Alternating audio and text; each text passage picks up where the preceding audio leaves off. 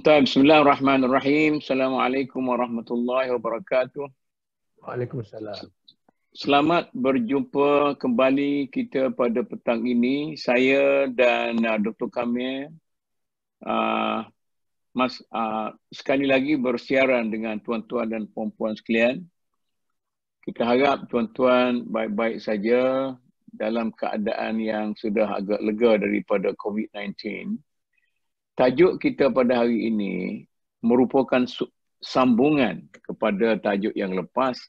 Kita akan membicarakan tentang satu topik yang kita namakan berhala yang namanya ego. Iaitu akan memperkatakan tentang bagaimana sifat keegoan dalam diri seseorang itu sampai kepada peringkat yang boleh disifatkan telah berlaku apa yang disebutkan kepada syirk ataupun menyengutukan dengan Tuhan. Tapi tidaklah berarti kami nak bercakap dengan tentang jadi kafir tak kafir. Soalnya satu kepribadian yang tidak sesuai dengan sifat kepribadian Islam yang berserah diri sebulat-bulat kepada Allah, dicelah tu ada apa yang disebutkan sebagai ego. Ini Dr. Kamil lah yang akan menguraikan benda ni. Macam tolong hurailah. Macam mana? Bismillahirrahmanirrahim. Assalamualaikum warahmatullahi wabarakatuh. Waalaikumsalam. Ego, bahasa Melayu kata keakuan. Bahasa Arab kata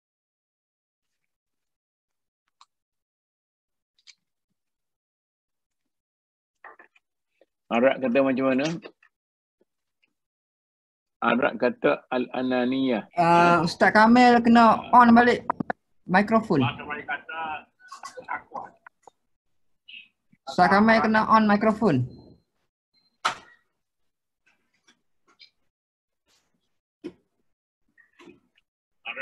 Tak dengar. Sebagai Arab kata dalam bahasa Arab disebut juga sebagai hubbuz zat. Jadi ego ni ada aspek positif dan ada aspek negatif. Kalau kita tengok dari segi aspek positif, misalnya Iqbal memperkenalkan falsafah ego. Ego ni maksudnya kita menyatakan kewujudan diri kita sebagai seorang individu. Itu bagus. Kalau kita terlalu tak ada ego, rosak juga jadi dayus. Tapi kalau dah terlampau ego, semua orang lari. Sebab orang yang ego ni, dia memandang diri dia dan dia mau orang kata menang selama-lamanya. Dia tak pernah kalah, dia tak pernah lemah, dia mesti menang dan dia terbaik.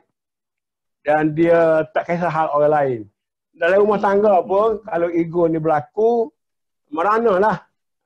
Kalau suami ego, meranalah isteri. Sebab dia semua menentukan. Jadi, maksud kita di sini, Iqbal pernah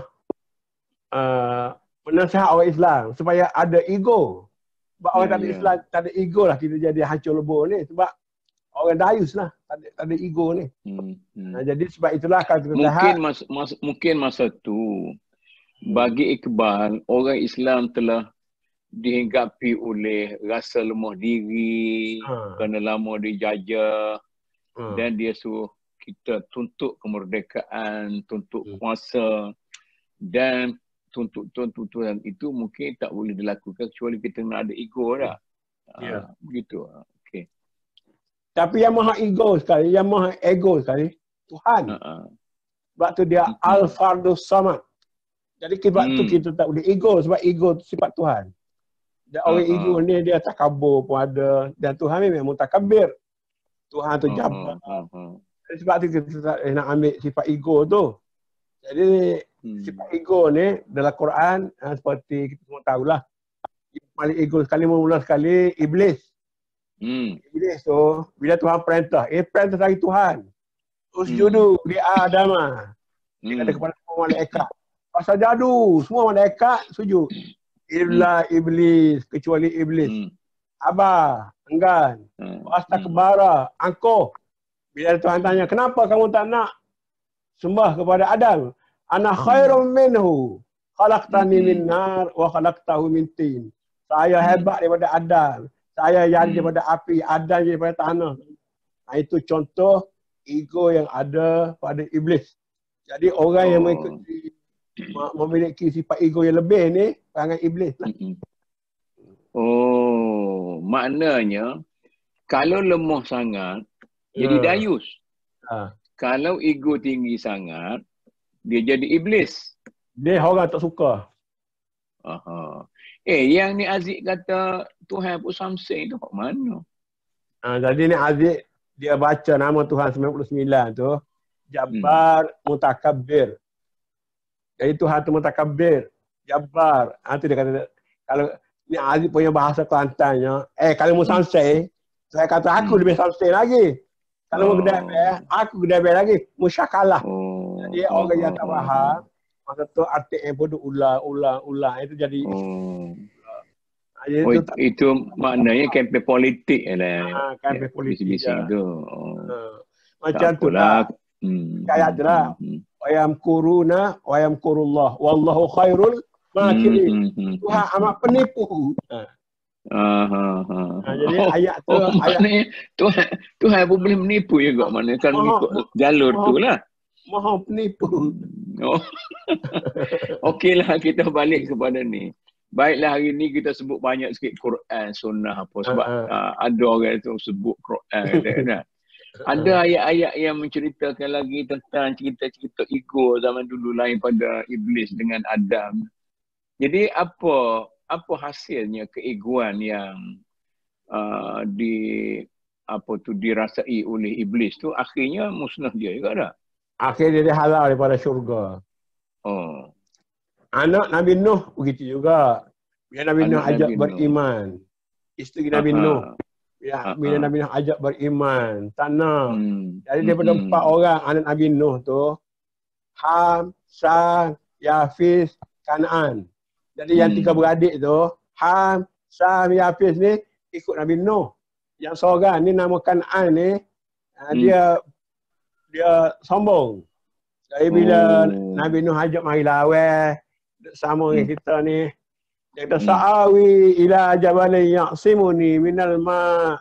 Tak apa lah ayah, saya nak pergi ke bukit tu, bukit tu tinggi. Kemudian akhir sekali bukit-bukit pun tenggelam habis semua. Dia pergi seorang ke pergi dengan ramai-ramai? Ada geng dia ke? Dia ramai, dia ikut orang kafir pergilah. Dia tak ikut bapak dia. Liberal kot Jadi zaman tu pengikut Nabi Nuh hanya sedikit saja yang naik perahu tu. Sebab bila perintah Tuhan naik buat perahu, Nabi Nuh pun duduk perahu. Orang kafir pun kita selalu nak menganya, perahu nak ke mana ni, pada pasir ni. Dia kata, marilah ikut aku, bayi besar nak datang ni. Lagi dia gelap, lagi dia ketawa. Termasuk anak dia tadi.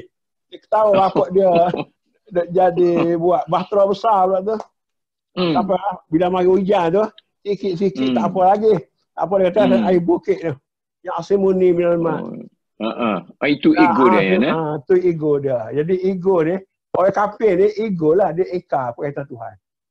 Eka perintah Nabi. Jadi zaman sekarang ni pun, kalau eka perintah guru, eka perintah ketua, eka perintah pemimpin. Cuma dalam Islam ni dia bagilah la ta'ata li makhluqin illa fi maksiatul khaliq.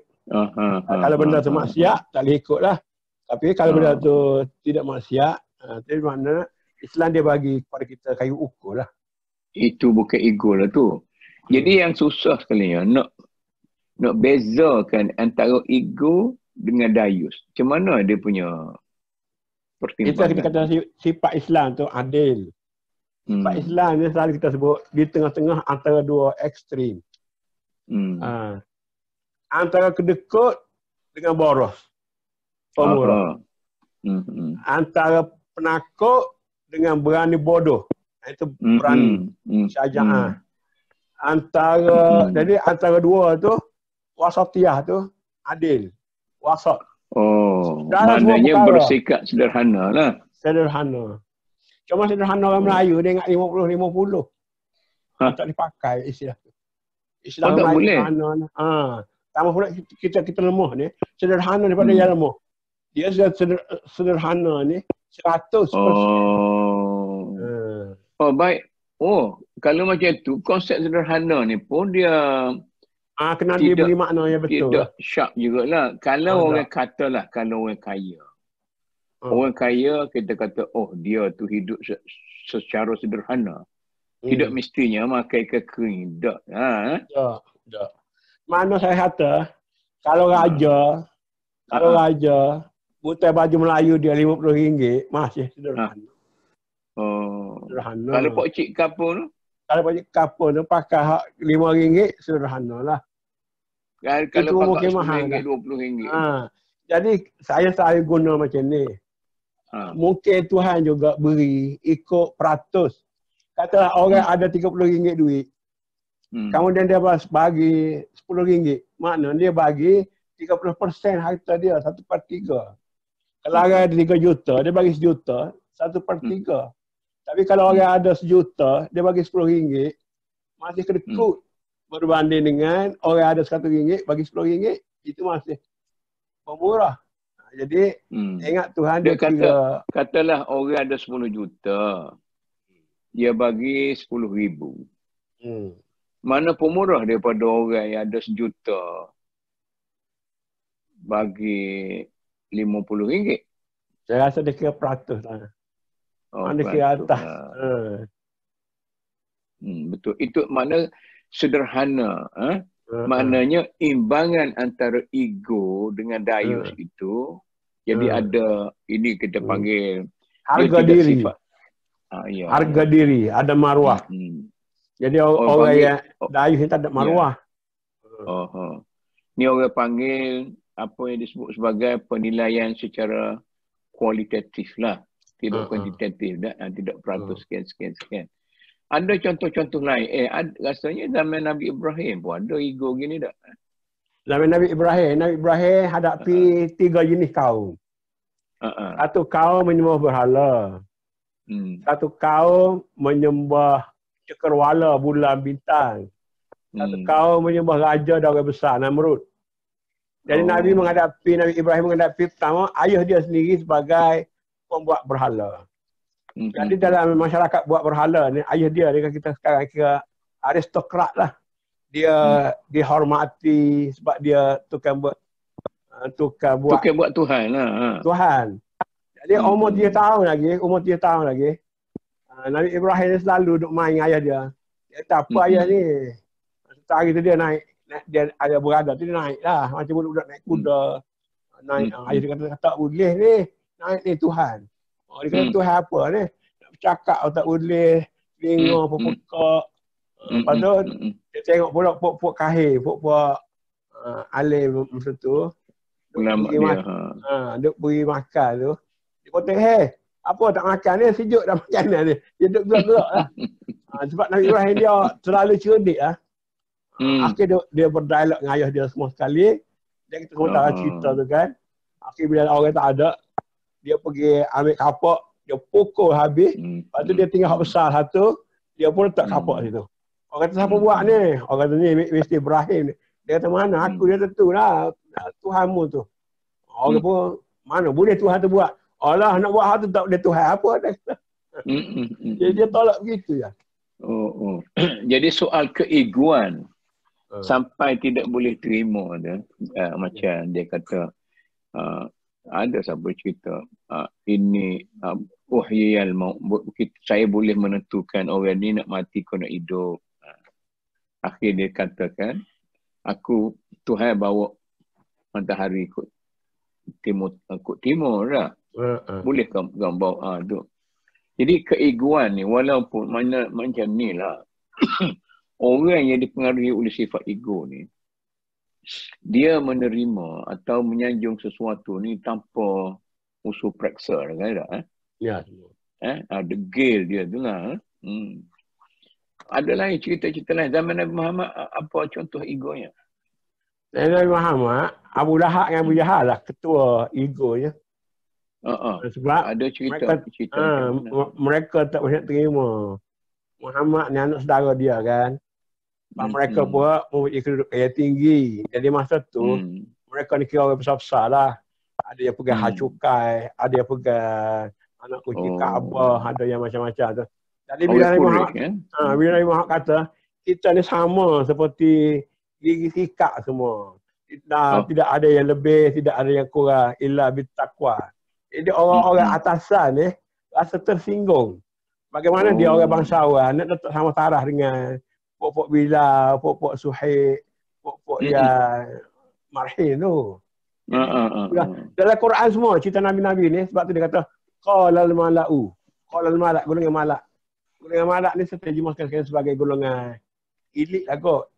Jadi dalam sejarah para Nabi ni, ramai pembesar-pembesar ni menentang. Mereka masuk, macam kita sebut Abi Sufyan pun, masuk sangat akhir dah. Sehingga Nabi terpaksa, Nabi gitu tunduk. Siapa masuk Masjid Haram, amanah. Siapa masuk rumah Abi Sufyan, amanah. Nabi nak ambil hati dia. Tapi dia akhir dia masuk Islam. Sebab Nabi tu maknanya Abu Sufyan ni masuk Islam sesudah tawan Mekah lah. Kedirian lah. Tawan Mekah. Sebab tu Bani Umayyah ni, terutama bagi orang Syiah kat, dia lawan siapa mak tengik tu kata. Sebab ada cerita banyak lah, kita tak nak cerita hari ni. Maknanya dari segi Islamnya orang junior lah. Dia lepas Nabi mati tu, dia timur balik. Ini kabilah ni, ini kabilah ni, ini kabilah ni. Ini yang timur isu politik. Ini timur Ali, ini timur Abu Bakar. Ni sebenarnya, lepas Nabi mati saja, kabilah Arab Jahiliyah tu dah mula. Tapi kemudian dia bila berlaku perang Siffin, bila berlaku perang Al-Jamal tu, di situ runtuhlah kita kata persaudaraan Nabi buat tu. Kemudian dicoba ditegakkan balik lah. Tapi taklah kukuh macam zaman Nabi dah lah. Dia dah berpecah. Timur lepas tu, Amawiyah, Abbasiyah lepas tu. Memang berlaku. Orang Arab kan, nak arah jahiliyah dia tu. Jadi kita nak sekarang ni saya nak tengok hari dua ni pula. Nak perang pula Mesir dengan Turki pula dah. Berebut di Libya. Pasal? Hari dua. Berebut Libya pula? Libya. Jadi kerajaan yang ada tu dibantu oleh Turki. Pemberontak dibantu oleh Arab Saudi, oleh Emirat, oleh Mesir. Jadi perang sama Islam pula lah. Jadi nak kerak dua tu Libya tu, hari dua tu. Campur Amerika, Rusia, macam-macam. Kita tak tahu kita nak balik kepada ego tadi, nak pusatkan kepada ego tadi. Jadi Mustafa Mahmud ataupun jugalah ada ahli tasawuf yang lain. Anis Mansur pun sebut ni. Makna keegoan itu diibaratkan sebagai berhala di dalam hidup manusia. Nah? Apa yang kita sebut minggu lepas kan? Man ittakhadha ilahahu hawa. Orang yang menjadikan hawa nafsunya, itu ego ya, dah dalam psikologi kata ego. Super ego dan sebagainya itu. Mana hawa dia tu ataupun dia punya ego tu lah. Dia punya nafsu apa tu? Nafsu ego tu. Nafsu lawamah, tidak nafsu mutmainnah. Jadi berasaskan kepada contoh-contoh daripada Quran, daripada apa semua sekali. Cuba kita applykan sekarang. Macam mana kita nak mengurangkan ego tetapi tidak sampai kepada dayus. Kita ambil yang tinggi sekali lah. Yang tinggi sekali, kita kena terima wahyu yang dibawa oleh para Nabi dan para Rasul. Bila kita tak tolak wahyu, makna kita mengambil nafsu kita. Dan nafsu kita inilah yang bernama kapitalisme, sosialisme, komunisme, apa-apa mama tu, lain daripada wahyu, maka semuanya al-hawa. Cuma al-hawa adalah bentuk ideologi, al-hawa adalah bentuk akidah, al-hawa adalah bentuk kepercayaan. Jadi al-hawa ni pergi kepada amalan pula, pergi kepada nilai, pergi kepada akhlak. Jadi benda tu berturutan dari A sampai Z. Jadi nafsu hawa, nafsu hawa. Sebab itu Nabi kata ikutlah Quran dan hadis supaya kita ikut ajaran Nabi, nubuwah. Bila kita tolak nubuwah, mana kita guna akal fikiran semata-mata. Bila masuk akal fikiran, dalam Islam ni dia ada dikotomi begitu. Kalau tidak wahyu, nafsu. Gitu ada. Oh. Cuma kita tidak mencerahkan kebenaran itu berasaskan kepada wahyu. Ya. Dan kebatilan itu berasaskan kepada nafsu. Ya. Gitu Iyalah. Cuma beza antara nafsu lawamah dengan nafsu mutmainnah. Dua kok mana pun tak. Dia perbicaraan nafsu ni, an-nafsu tu saya nak terjemah sebagai diri. Jadi diri kita ni ada diri baik, ada satu lagi diri buruk. Sebab tu kita sendiri kadang-kadang kita berfikir nak buat, tak buat. Nak buat jahat, nak buat baik. Sebenarnya diri kita pun ada dua. Yang belah baik tu ada malaikat di sebelah tu. Yang buat jahat tu ada syaitan di sebelah tu. Tapi antara malaikat dengan syaitan tu yang paling teruk ialah nafsu tu. Syaitan tak boleh nak goda kalau nafsu tu bertahan. Dan kalau nafsu ni tunduk orang malaikat, kita ni melihat syuhud kepada Allah SWT lah. Itu kata ma'rifat tu. Makna diri kita sendiri jugalah yang menentukan. Sebab itu kalau kita baca Imam Ghazali dalam bab ni, Imam Ghazali saya kata tak ada dah pakal daripada Imam Ghazali. Sebab dia kata fa'alhamaha ujuraha wa taqwaha qad aflaha man zakkaha wa qad khaba man dassaha. Jadi diri manusia sendiri itu kita bertanggungjawab sebab kita ada pilihan. Tak nak kata Tuhan tak adil ni jadi aku orang kafir, tak boleh. Sebab Tuhan dah bagi kodrat kepada kita, Tuhan bagi iradat kepada kita mengikut kapasiti kita. Mana bukan Tuhan menentukan kita ni kumpai aku kena jadi kafir. Baik, kita pergi kepada benda-benda yang bawah-bawah ni kan. Ambil contohlah. Saya rasa ego memainkan peranan yang penting dalam memperbanyakkan kemalangan jalan raya. Ya. Betul tak? Betul. Pasal tadilah ana khairum minhu.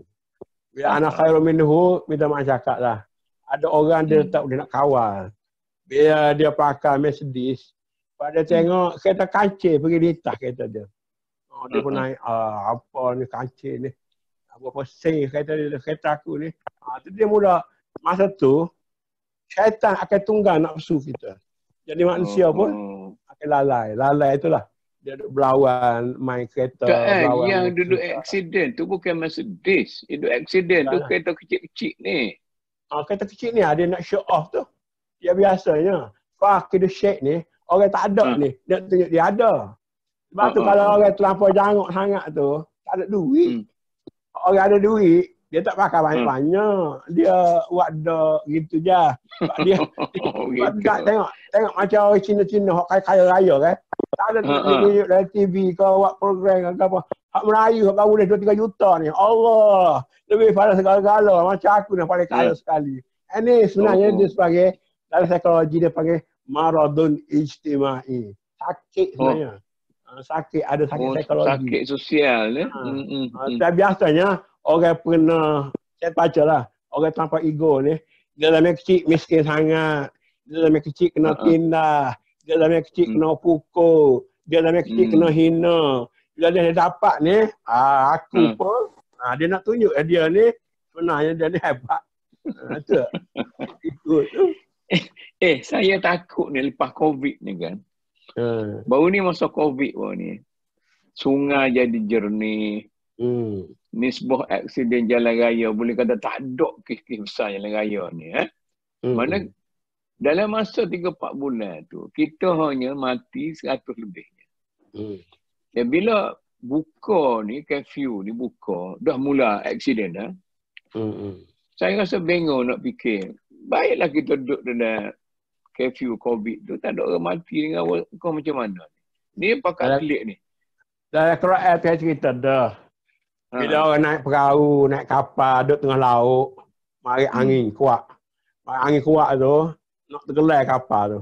Dia ya Allah, kalau aku ni selamat ni, jadi orang baik lah, apa semua. Bila dia sampai ke patah, angin pun tak ada.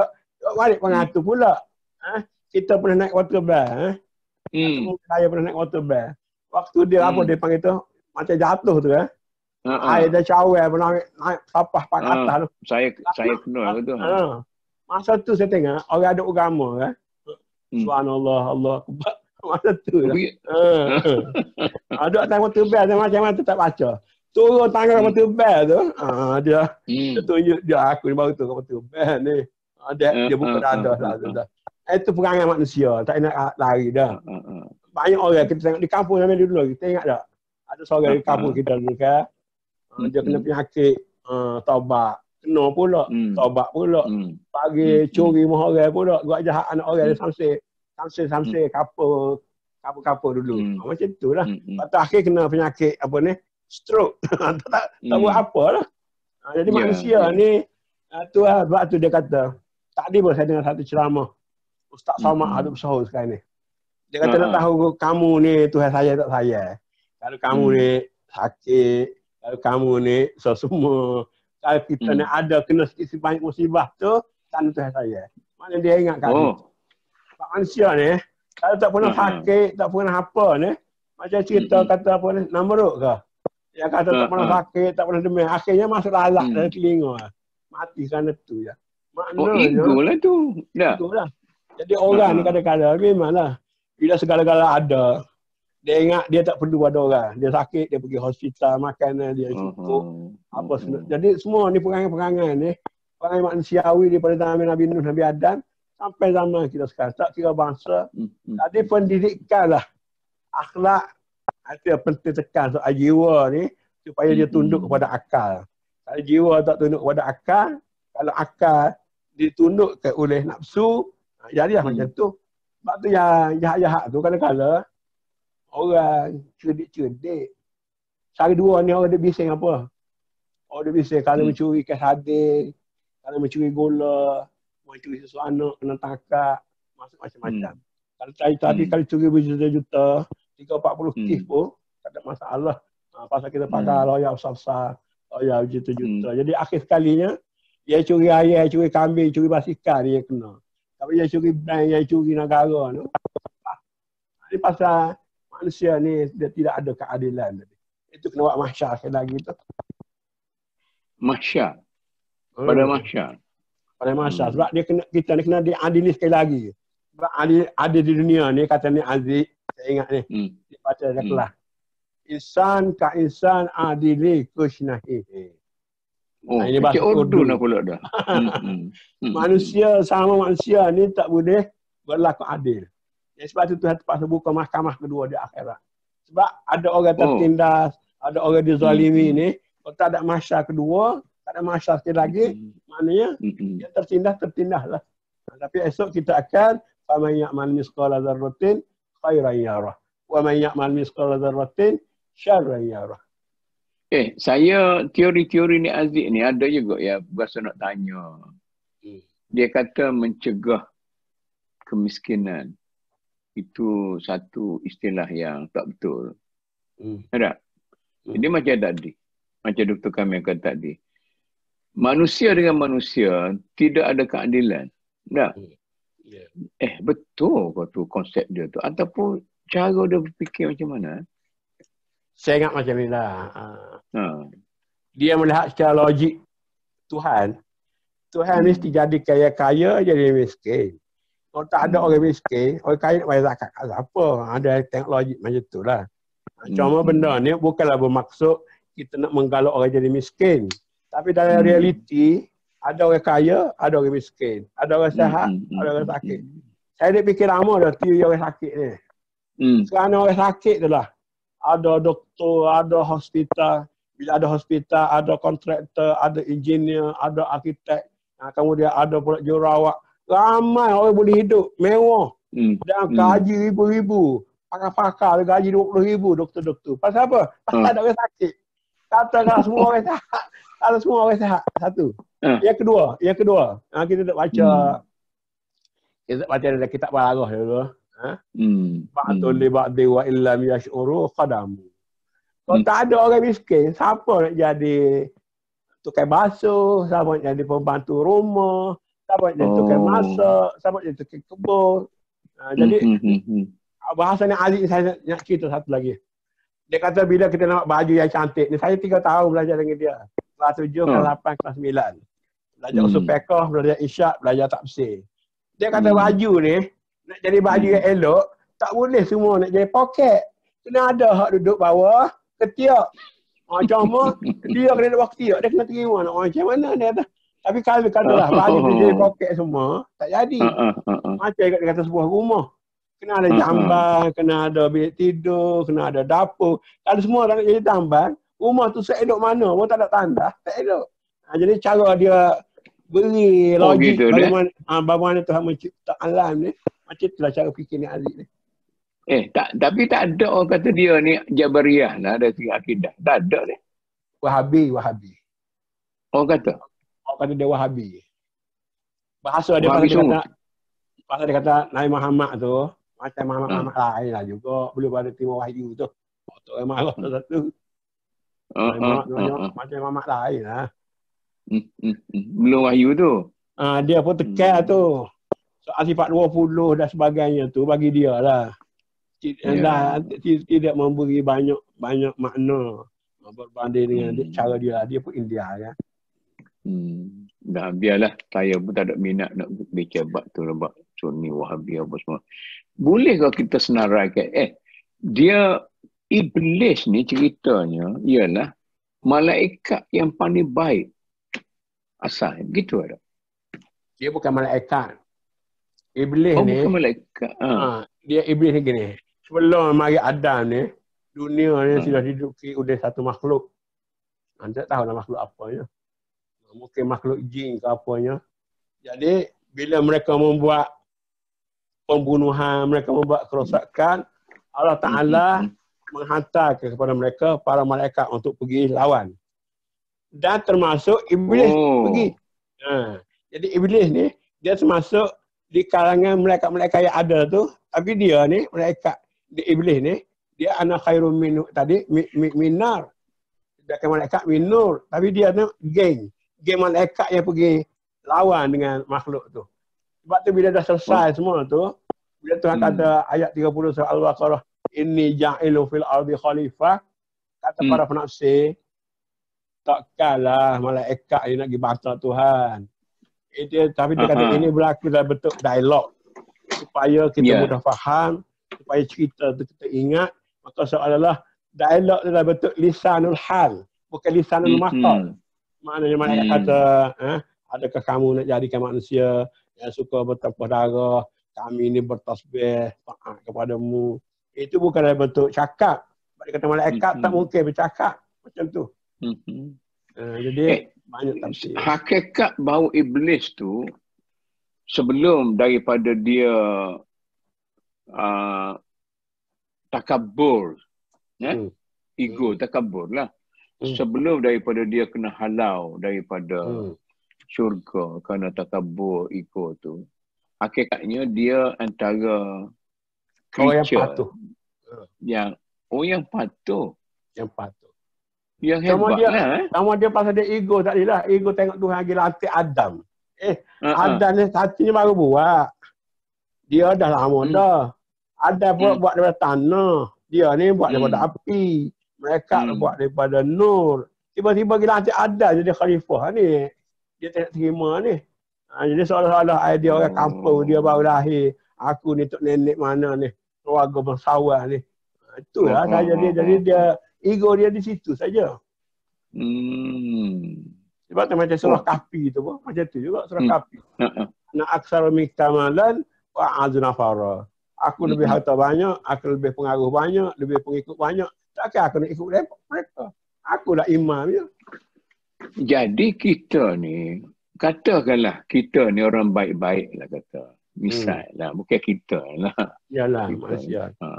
Manusia ni, bila kita sebagai orang yang baik-baik, tidak boleh take for granted juga lah. Kita tak berlaku kesilapan. Macam mana? Dari segi orang tasawuf. Dari segi orang tasawuf. Dia bimbang. Orang duk ulang-alik pergi masjid tu. Tak mari telitah. Aku ni hijau sekali ni. Orang lain masjid pun tak pergi. Aku ni pergi masjid ni. Waktu pun tak boleh dah. Sebab kita tak tahu. Sebab tu orang kafe pun. Kita kata dia tu kafe. Entah-entah kan dia. Bila dia nazak tu. Dia kata asyhadu an la ilaha illallah. Wa asyhadu anna Muhammadar Rasulullah. Yang kita duk berlebay-berlebay ni. Saya sebut leban orang marah. Senang kita duk berlebay ni. Sampai nazak tu. Nak kata asyhadu an illallah tu tak terkeluar katakanlah. Sedangkan Nabi kata. Siapa yang akhir kalamnya la ilaha illallah. Masuk syurga. Jadi baru ni ada kes di Surabaya. Orang bukan Islam. Masuk Islam setengah jam, mati lepas tu. Macam mana cerita dia? Saya pun tak tengok baca tajuk begitu lah.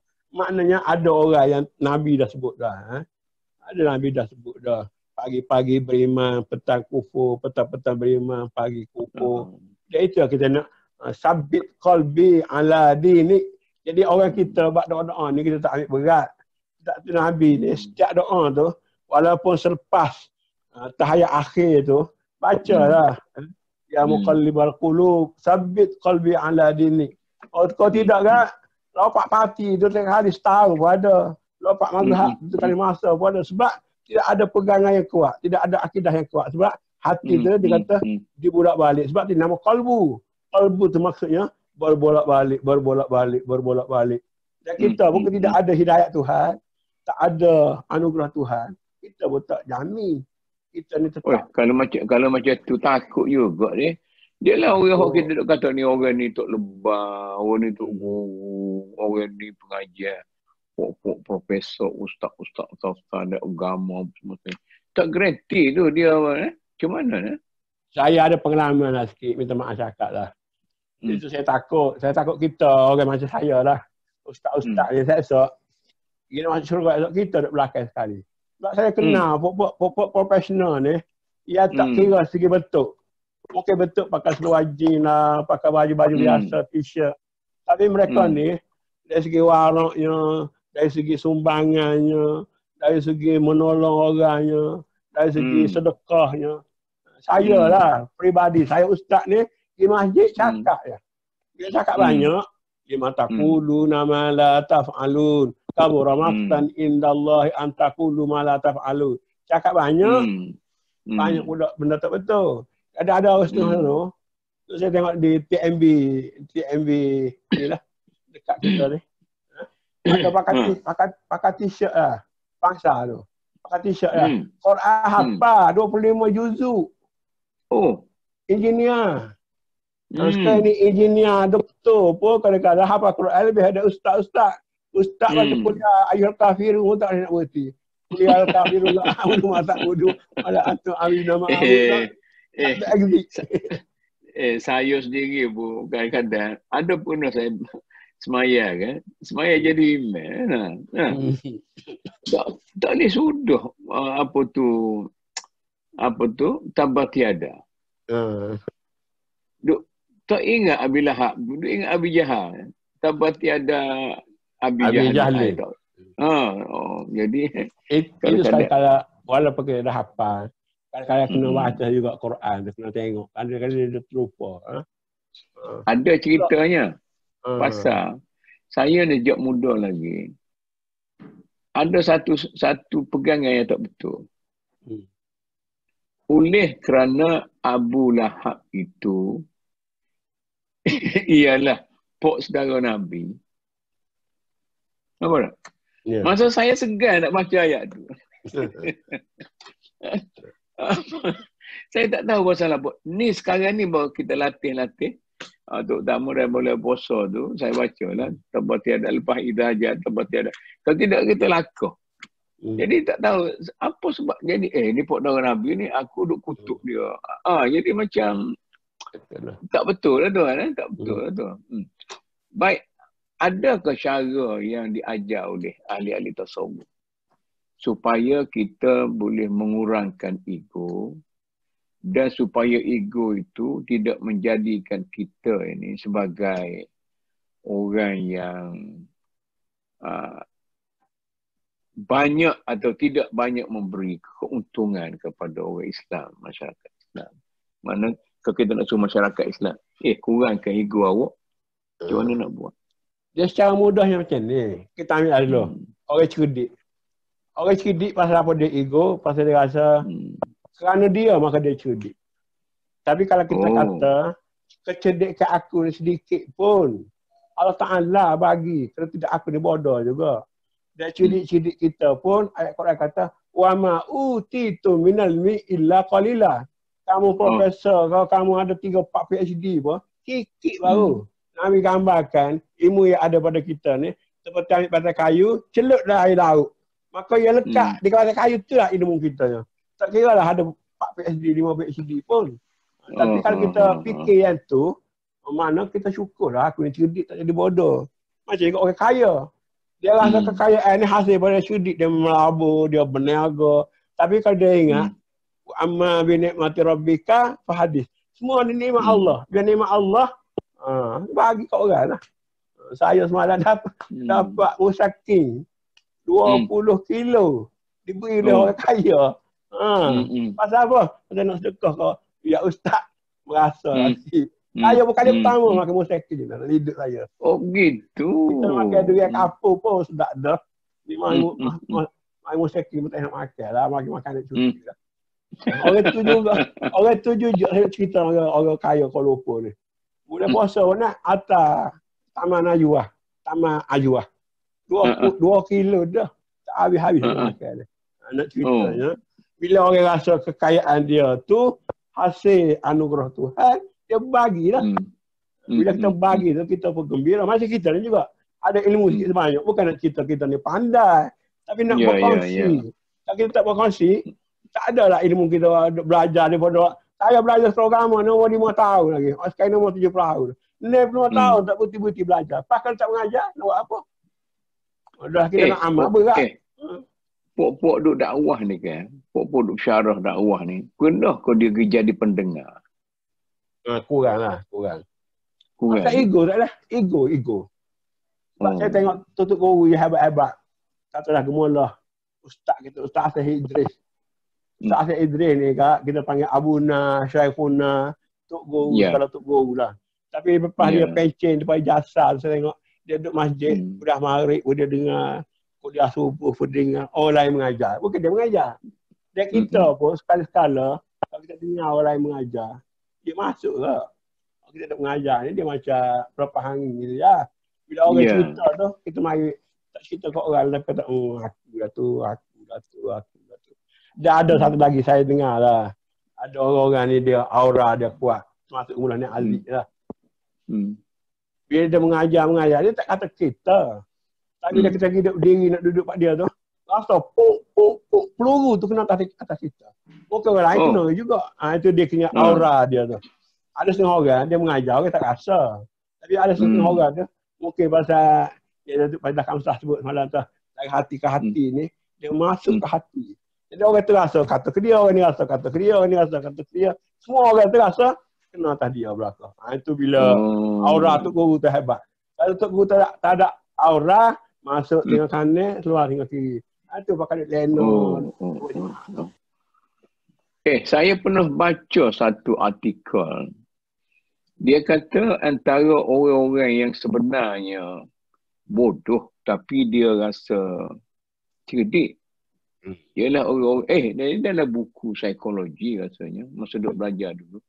Dia kata orang-orang yang sudah mencapai kemajuan yang tinggi, katalah profesor kanan ke emeritus ke, ataupun dia kata hakim besar, ataupun pegawai-pegawai tinggi yang kanan-kanan. Biasa dia kata dia orang ni, apabila sampai pada satu peringkat, dia kata, dia jadi statik berfikir dia. Bila sampai satu peringkat tu, dia kata dia tak mahu lagi kepada perkembangan pemikiran dia. Sebab tu, bila bagi kerja kat dia, dia akan ulang apa yang dia buat. Faham tak? Faham. Dia kata, dulu aku lalu jalan ni lah. Penyelesaian aku zaman dulu, macam ni lah aku buat. Jadi dia tidak ada ambil kira perkembangan masa yang telah berubah. Dia masih menggunakan cara yang dia guna dulu, maka dia telah membuat kesilapan yang besar. Maknanya mungkin kerana keegoan dia tu, dia sukar untuk berubah. Jadi katakanlah kalau macam saya kata Profesor Kanan emeritus tu, kanan benar lah. Kita tak berasa hak kita baca ni lah retinya dah. Padahal budak-budak tu kata hak mu baca tu lama dah. Betul. Lo ni orang pakai mana-mana dah tak? Betul. Sebab tu Nabi bagi pesan yang ringkas ya. Ya. Dia kata hari ini lebih baik daripada semalam. Esok lebih baik daripada hari ini. Dia kata kalau satu hari dia tak bertambah ilmu, rugi lagi dah, maknanya tak ada, statik. Maknanya orang pandai pun, dia kena juga. Sebab kita ambil contoh lah, saya rasa, semua orang rasa. Kita baca Quran, berapa ratus kali pun, sekali baca dia jumpa hak baru pun, saya baca jumpa baru, pengertian tu. Jadi ada makna-makna tu. Baca cerita Nabi Yusuf ke, dulu kita tak terfikir. Sekarang baru bila pengalaman hidup kita ni, dia pecah. Itu kita tengok. Orang berpengalaman, dia dalam sikit boleh ceritanya. Betul. Sebab tu kita selalu ingatkanlah. Terutama saya sering ingatkan ayah-ayah jantan yang baru naik susuh ni. Baru naik taji ni. Terutama saya cakap tu terang lah. Budak-budak yang baru dapat PhD ni. Ego kuat. Tapi saya tengok profesor yang dah lama. Tengok macam Profesor Ahmad Ibrahim ke almarhum. Tengok profesor-profesor yang hebat-hebat. Orang ni cukup tawaduk, cukup simple. Macam juga kita pergi pejabat. Jumpa dengan serani, jumpa dengan gak ni. Tak boleh. Kalau jumpa dengan buah ni, jumpa dengan ketua pengarah ni. Sambut, ustaz, saya duduk. Malu pula kita. Jadi itu tabiat manusia. Jadi orang yang tak ada ni, nak tunjuk, nak show off. Orang ada tu dia kalau boleh, nak zuhud lah. Jadi Nabi dah ajar semua. Tapi pelik yang saya satu lagi, Nabi ni ada hadis dia. Simple, pendek, ringkas. Tapi kalau kita nak cerakis secara mendalam, dari segi psikologi, dari segi sosiologi, dari segi macam-macam ilmu disiplin, kata-kata Nabi tu. Sebab tu hadis Nabi ni tak boleh nak tinggal. Itulah wahyu. Itulah hadis. Dr. Kamil sebut masalah Mak Ibrahim ni, saya ingat adalah cerita dengan dia. Bagus kalau kita sebut orang tua. Bagus orang nak dengar cerita-cerita macam tu. Pengalaman orang. Dia pendekatan dia sangat sederhana. Kesederhanaan dia tu menyebabkan pokok ekstremis ni tak puas hati. Jadi penyelesaian dia katalah dalam masalah undang-undang, pelaksanaan undang-undang Islam di Malaysia. Pendekatan dia sederhana. Jadi pokok hidup berjuang Islam yang kuat-kuat berdoa ni, marahlah ke dia. Apalah prof buat macam tu. Kena buat macam ni. Prof tu apa semua sekali. Dia kata, saya mampu buat setakat ni lah. Setakat ni saya boleh buatnya. Dia pegang ayat Quran tu. Dia pegang ayat Quran. Fattaqullaha mastata'tum. Begitu lah. Buat setakat upaya. Saya jumpa satu buku baru. Dia kata, apa ni? Dia kata, mana tu taklif? Cakap tentang mana tu taklif. Maknanya, al-istita'atu mana tu taklif. Sekarang tak wajib pergi ke Mekah awak haji sebab ada COVID. Orang tak ada duit, walaupun Mekah haji tu wajib, orang tak ada duit, tak ada bekalan, tak boleh pergi haji sebab tak ada istita'ah. Semalam menteri cakap dah. Dia marah ni ke menteri ni. Tak semai jemaah lah, tak pergi ke Mekah lah, tak lewat umrah lah. Dia tak faham. Jadi, saya tulis juga dalam Facebook semalam. Betul lah dah. Menteri sebut tu. Berdasar kepada al-istita'atu mana tu taklif. Kira mustata' lah. Balik ke Prof. Mak Ibrahim tadi. Bila dia disoalkan oleh budak-budak yang ekstremis ni. Dia kata begini lah. Sementara awak siap awak nak buat tu, biar saya siapkan hak ni dululah. Sementara maknanya berjago-jago dulu sebelum padi masak senyap apa tu. Maknanya itu mungkin itulah. Dia ada dua lah. Mungkin orang ni bila dia sudah banyak pengalaman, dah sampai kepada peringkat yang tinggi, dia ada dua kemungkinan. Kemungkinan dia akan menjadi seorang yang sederhana, yang warak, ya apa kita panggil tu, yang apalah. Dan ada kemungkinan dia jadi orang yang ego. Itulah. Macam kita katakan, kalau tak ada tasawuf sikit dalam diri dia, maka dia jadi ego lah. Inilah yang aku buat keputusan dulu lah. Dia lama lah saudara. Jadi orang yang sederhana macam Mak Ibrahim tu, Prof. Mak Ibrahim tu, dia kata walaupun aku ni tahu, setiap orang yang alim tu ada orang lebih tahu pada tu. Mana ada lebih kan? Ada lebih lagi. Mungkin begitu. Tapi ada Nabi pun dia sebut, kalau kita makin tawaduk, makin tunduk, makin merendah, Allah Ta'ala angkatkan kita. Tapi kalau kita rasa kita ni hebat, kita semua boleh buat, Tuhan tak tolong, Tuhan tak bantu. Sebab tu banyak orang hebat bila dia buat, tak berjaya. Dan kadang-kadang orang yang tak hebat tu, dia buat, tapi dia bergantung dengan Tuhan.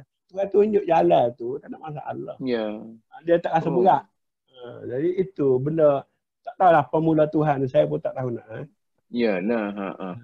Tapi yang sampai kepada setengah penulis lah, apa tu Mustafa Mahmud ke Anis Mansur ke, yang mengatakan ego itu ibarat satu sanam.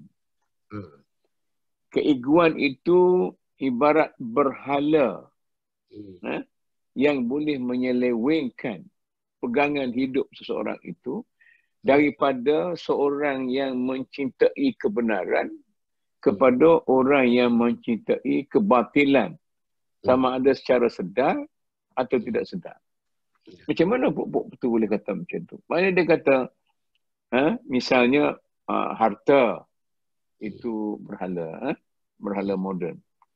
Kemudian kuasa itu berhala moden. Kedudukan, pangkat dan keegoan.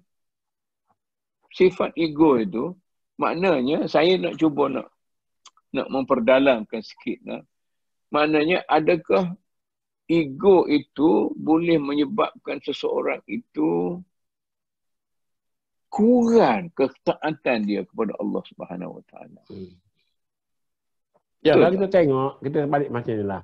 Bagi saya lah, syariah ni kita kata pagar. Syariah hukum Tuhan ni pagar. Jadi kita nak cari harta pun jangan melampaui pagar tu. Nak cari ilmu pun melampaui pagar. Dan nak rasa hebat ego pun jangan layar pagar. Bila kita lompat dari pagar tu, memanglah. Mana secara dalamnya, kita sudah kufur. Tak teringat Tuhan beri, tak teringat rezeki Tuhan, tak teringat ilmu Tuhan. Rasa aku lebih tak adil lah. Jadi bila kata aku lebih, itu tak boleh. Kena kata aku diberi kelebihan oleh Allah. Haza min fadli Rabbi, kata Nabi Sulaiman. Nabi Sulaiman lah paling kuasa atas dunia ni, paling kaya atas dunia. Tapi akhir dia kata, haza min fadli Rabbi. Dia tak kata aku hebat, boleh cakap dengan semua, cakap dengan burung, cakap dengan hud-hud. Tapi dia kata, haza min fadli Rabbi. Ashkur am akfur. Adakah aku bersyukur atau aku kufur? Jadi kalau lompat pagar tu,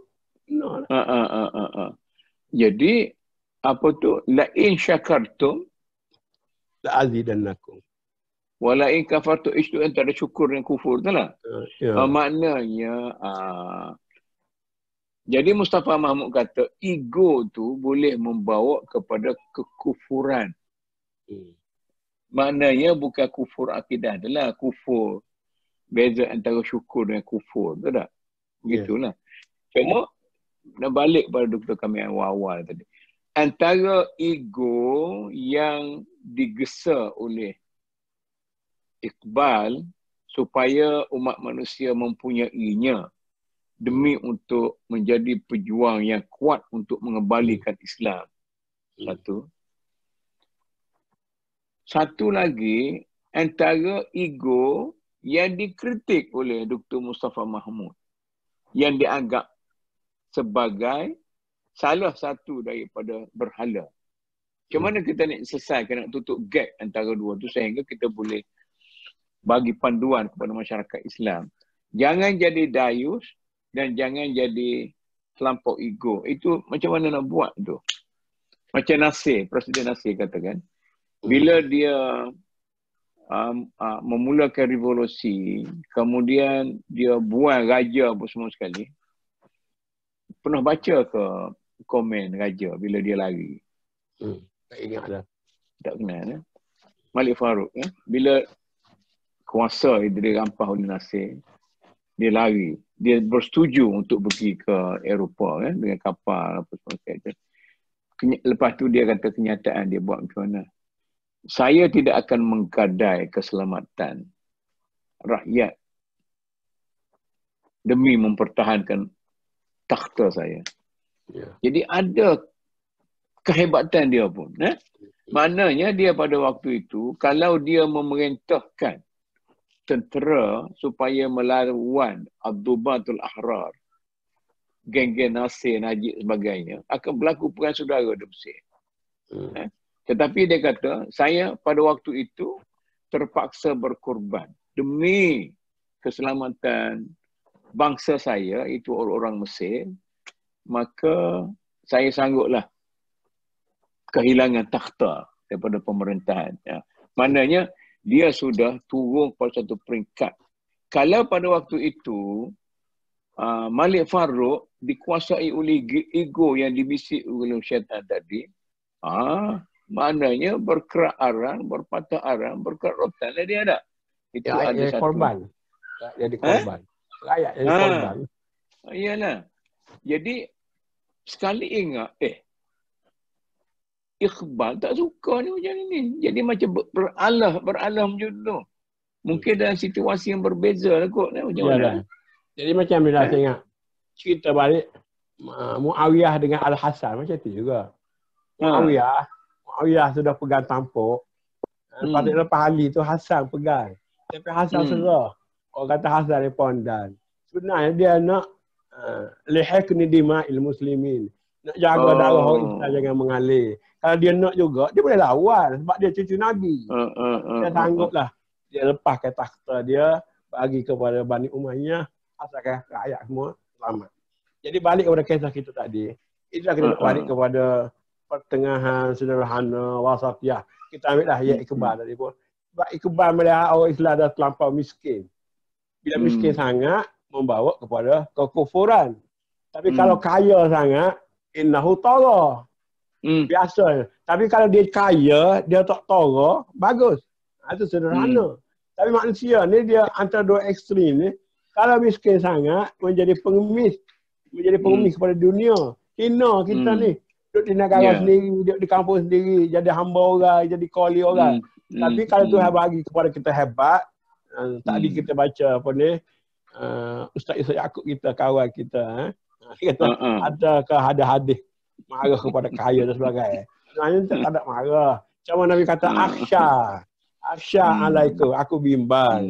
Sebab trend-trendnya, bila kamu kaya, sombong, angkuh, pijak semut pun tak mati, apa semua sekali. Tapi kalau orang ni rendah diri, lain. Tapi kalau rendah diri sangat, kena pijak.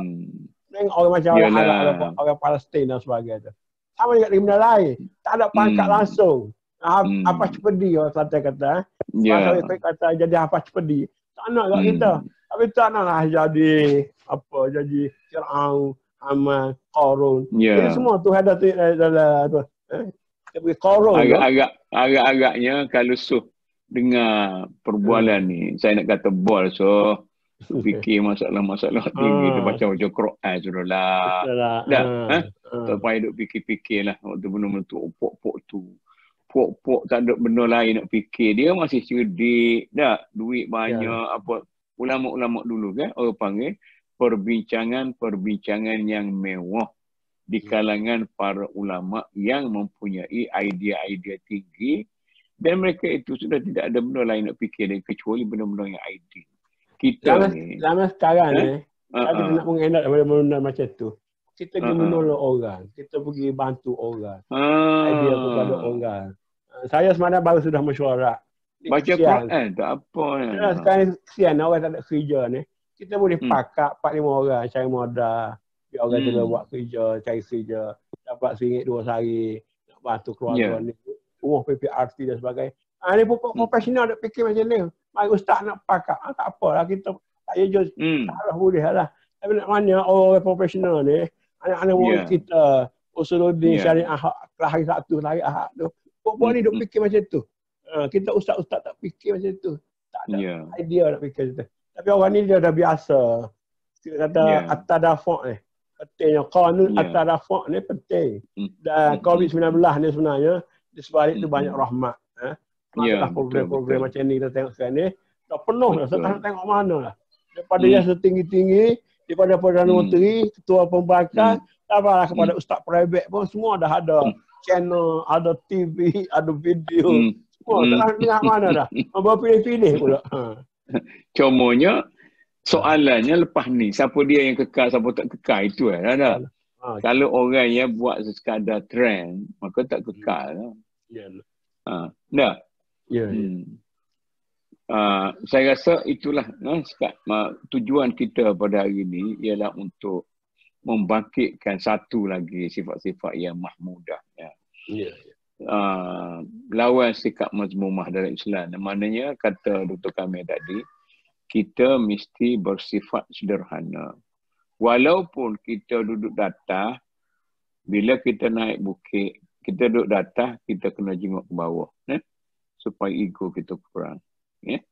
Bila kita duduk di bawah, kita kena lengok di atas. Gitu kan? Supaya kita tengok lengok atas, orang lain tinggi, jangan kita hina sangat. Kita boleh campur. Maknanya, satu kehidupan yang sederhana yang boleh mengimbangi antara dayus dan ego. Kemudian orang-orang yang sudah super tu, yang profesor kanan, yang pengurus kanan, yang hakim-hakim kanan, yang lawyer-lawyer kanan. Kadang-kala kekananan masing-masing itu akan menjadi sarang ego yang memerangkap mereka itu menjadi tempat lubang jatuh mereka kerana keegoan mereka itu. Dan saya rasa elok juga cadangan Dr. Kamil tadi. Orang macam kita dia jadi pendakwah, duk cerita ke orang apa semua sekali. Ambillah masa juga pergi dengar orang. Dengar orang apa semua sekali. Pukul kalau malu nak dengar depan ramai pun, dengar seorang-seorang sekarang ni baca YouTube, dengar YouTube orang tu semua sekali. Mungkin begitu ada. Apa lagi Dr. Kamil nak kata pesan itu? Okey lah, tak ada apa dah. Pesan okey lah. Terima kasihlah ke orang bagi durian tu. Okeylah tuan-tuan dan puan-puan, itulah perbualan kita pada petang ini. Mudah-mudahan kita dapat memberi faedah kepada tuan-tuan dan puan-puan sekalian pada petang Jumaat yang mulia ini. Dan insya-Allah kita akan sambung kecuali pada Jumaat yang akan datang. Kita punya penerbit Dr. Basri. Dr. Basri. Dr. Basri dia ada hal di lain. Tak apalah. Kita tak boleh nak ada ego lah. Dia ada kerja, kita break sikit. Jadi Jumaat depan ni program ni tidak ada. Akhir sekali saya ucapkan wabillahi taufiq. Wassalamualaikum warahmatullahi wabarakatuh.